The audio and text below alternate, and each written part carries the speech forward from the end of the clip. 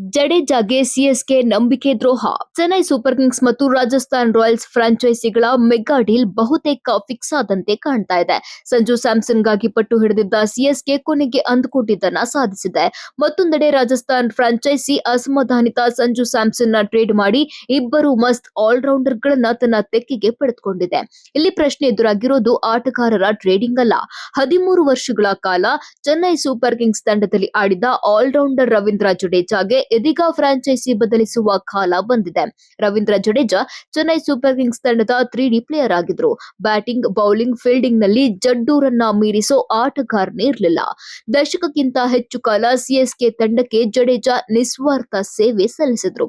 ಆದ್ರೂ ಚೆನ್ನೈ ಫ್ರಾಂಚೈಸಿ ಜಡೇಜಾ ಸೇವೆಗೆ ಕಿಂಚಿತ್ತೂ ಬೆಲೆ ಕೊಡ್ಲಿಲ್ಲ.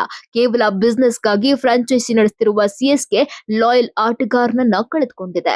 2022ರ ಐಪಿಎಲ್ ನಲ್ಲಿ Chennai Super Kings franchise Ravindra ಜಡೇಜಾಗೆ ನಾಯಕತ್ವದ ಪಟ್ಟ ಕಟ್ಟಿತ್ತು.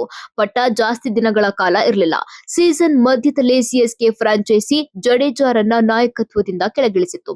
ಇದರಿಂದ ಮನನೊಂದಿದ್ದ ಜಡ್ಡು ಮ್ಯಾನೇಜ್ಮೆಂಟ್ ವಿರುದ್ಧ ಅಸಮಾಧಾನ ಹೊರಹಾಕಿದ್ರು. ಅಂದೇ ಜಡ್ಡು ಚೆನ್ನೈ ಫ್ರಾಂಚೈಸಿ ಬಿಡಬೇಕಿತ್ತು. ಆದ್ರೆ ಒಳಗೊಳಗೆ ಅದೇನ್ ನಡೀತೋ ಗೊತ್ತಿಲ್ಲ, ಜಡ್ಡು ಸೈಲೆಂಟ್ ಆಗ್ಬಿಟ್ರು. ಆಲ್ರೌಂಡರ್ ರವೀಂದ್ರ ಜಡೇಜಾರನ್ನ ರಾಜಸ್ಥಾನ್ ರಾಯಲ್ಸ್ ತಂಡಕ್ಕೆ ಟ್ರೇಡ್ ಮಾಡ್ತಿರೋದು ಚೆನ್ನೈ ಸೂಪರ್ ಕಿಂಗ್ಸ್ ಮಾಡ್ತಿರೋ ದೊಡ್ಡ ತಪ್ಪು.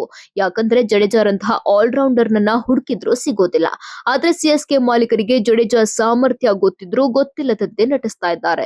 ಇದು ಚೆನ್ನೈ ಫ್ರಾಂಚೈಸಿಯ ಮೂರ್ಖತನವೋ ಅಥವಾ ಸೂಸೈಡ್ ಅಟೆಂಪ್ಟೋ ಮುಂದಿನ ದಿನಗಳಲ್ಲಿ ಗೊತ್ತಾಗಲಿದೆ.